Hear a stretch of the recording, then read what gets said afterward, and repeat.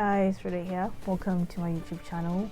Today I am going to be reviewing my first African comic book. So I came across this book. So this book is called El Osba, which in Arabic means the League. So I came across this book when I was going through African literature.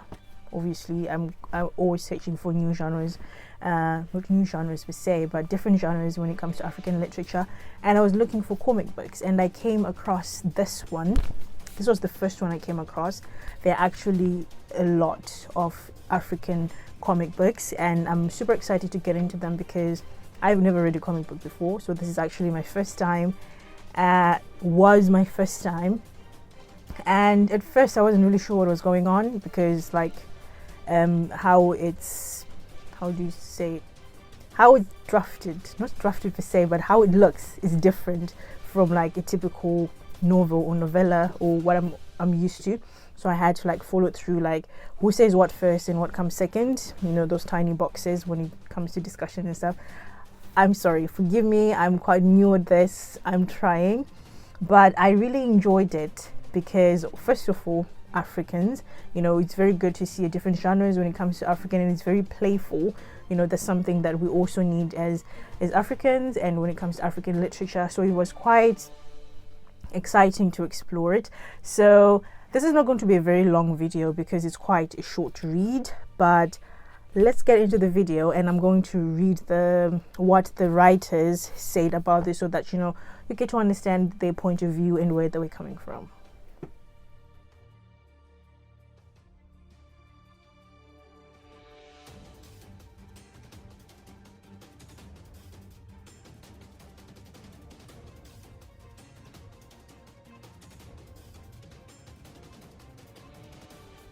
So the book is not very long, and comic book, I don't think they're ever big. It's like, how many pages is this? It doesn't even have pages, but it's very small, so you can get by, you can actually read and go through it in about 10-30 minutes tops. That's if you're a very slow reader.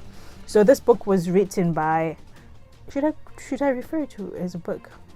Okay, this comic book was written by John Maher. I hope I'm saying this right. I'm so sorry if I'm butchering your name. There's Marguerite, Raafat, and Mohammed Raafat. And this is what they say. This first page of the book, which is this one. And it reads, I'm just going to read it to you so that you guys can understand where they were coming from, because I think it's very important, especially when you're someone who's not exposed to comic books and African superheroes. We all know of obviously the Black Panther, but this is like a different dimension. So I'll read it to you guys.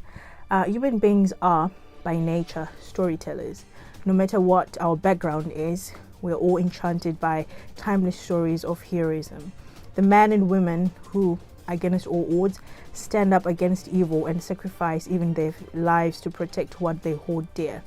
Ancient Egyptians understood how vital this art is to the thriving of their civilization. To this very day, Egyptian monuments all over the world, greatest museums are masterfully showing people the art of our pharaonic ancestors, from the epic portrayal of the wars of the gods of good and evil to the everyday activity that ancient Egyptian citizens engage in. Art has been a major pillar upon which the pharaonic civilization has been built. Fast forward thousands of years later, even though Egypt is an entirely different country than it was back then, human nature does not change. We were, we are, and we will continue to be storytellers.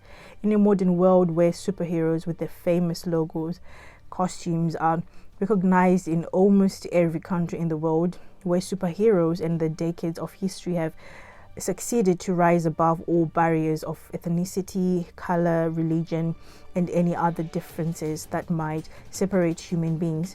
It was about time that Egypt contributed to this incredible medium called comic books.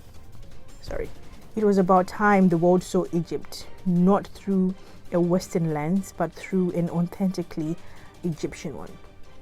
What if present-day Egypt, like New York, Gotham, or Metropolis, had its own costume superheroes? What sort of evil would they fight? What kinds of threats would they face? These are the kinds of questions you will address in our series, El Osba, Arabic for the League. In it is a team of Egyptian superheroes from different backgrounds of Egyptian society who come together to fight corruption and evil in the hopes of restoring Egypt to its former glory. In the hopes of reminding Egyptians that each one of us has within themselves the power to change reality itself, that within each one of us is a potential hero and a potential villain, and that it is up to us to choose which one will prevail.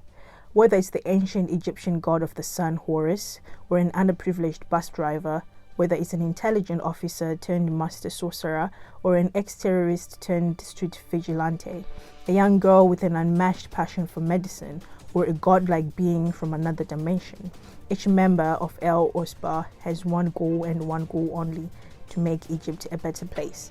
This could mean fighting a mere corrupt employee extorting people's money, a sexual harasser, human traffickers, or the mightiest evil deity in Egypt, the god Seth himself.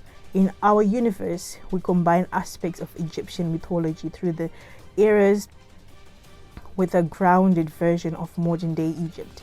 Our heroes face the same problems we face. They have to come up with clever ways to beat Cairo's busy traffic. They have to earn the trust of a society that demonizes them for being different. Our heroes will come face to face with the evil of poverty, illiteracy, religion, and political extremism. Allow us, through our heroes, Horus, Alpha, Al, Walhan, Microbusby, Mariam, and Kaf, to take you onto a journey to the heart of Egypt, with all its ancient wonders, modern-day beauty, and horrific nightmares. We hope you experience the same magical effect that words and art produce as you read this issue, like we did when we created it. Cheers. John Maher, Maged Raafat, Ahmed Raafat. Sorry, it wasn't, I think I read the last name wrong. It's actually Ahmed Raafat. And yeah, so that's how they come about the whole thing, because we all know of the superheroes, the Marvel superheroes, the DC, and they wanted to tell Egypt's story through their own lens, which I think is very important, because when it comes to Egypt, I'm one of the people who've only known of Egypt through the Western lens, you know, the Mummy, so many movies. I think the Mummy, Imhotep, so many movies when they talk about Egypt, it's more to do with this, you know, good or bad, how, you know, from the Western world, the archaeologists, they go there, then they find something, but it's actually quite awesome and quite cool to have Egyptians themselves tell their own stories, which is why I'm also very super passionate about African literature, having the opportunity for us to tell our own stories in our own ways. So it's actually pretty awesome to have an Egyptian comic book, and they're actually using like the gods, you know, in some of their stories. I know there's one about Horus. I think he was born as a human being, but he felt kind of lost, so he went to an orphanage, and then he felt so different growing up throughout. He felt so different when he was growing up because he felt like he did not belong, until like something happened, and then he realized, okay, so I have the superpowers. And then there's another one, I think his name is, I don't want to butcher it, so I'm going to read it out. So in this book there are two stories. There's the story of Horus. The first story is the story of Horus, and then obviously there's a prelude, the arrival of Alpha. So Alpha, they also mentioned him, that there's Alpha, so there's Alpha, then there's Horus, and then there is Elwal. Oh my gosh, I'm so sorry if I'm butchering this. Walhan. That's the third one, but it comes as story number 2 because the other one is a prelude. So with L1, I think he was like a vigilante, and then he fell in love with Mariam. I think it's Mariam, because they also mentioned that there's also like a woman who's into medicine. I think he ends up giving up that for love. And yeah, it's pretty exciting. Very short, obviously, because I'm one of those people who used to like reading like super long things, but this one was quite you know, as you can see, it has all the pictures. I don't know, are you supposed to color comic books? I know I sound silly asking this, but I'm tempted, and coloring is very relaxing, so I might actually take that on because it's my copy. Yes, I did not buy this, by the way. I'm still on a book ban. But yeah, I think it's pretty awesome to have African literature comic books, and there are so many of them. I think there's one called, oh my gosh, I'm forgetting it, but I think it's from Nigeria. I think that it's actually a 3-part. I know there's a Zimbabwean one called Razor Man. I've been waiting for that one for quite a while, by Bill Masuku. There are so many African comic books out there, and I'll try and tag and like write some of them down in the description box, because I know so many people will be interested in comic books, and I think you can actually do that thing of like, you know, reserving it for a very long time and then you sell it after a lot of years. And just to give you guys a heads up, some of them, they're pretty pricey. This one is quite cheap. I think I got it for like £3 from Amazon, but some of them, they start from like £20, £17, which I understand because these are like graphic books. There's a lot which goes into it, so be on the lookout if you're someone who's looking into comic books. There's so many of them, and I know there's so many which are going to be coming out in 2021, which is this year, and I'll be happy to tell you guys about them. Obviously I'll have to buy them, read them, but that's the beauty of African literature, having to have all these different kind of stories, because it's not everyone who's going to relate to the novels. That's completely fine. Even if you read comic books, you're still a reader, if you're worried that maybe you're not a reader.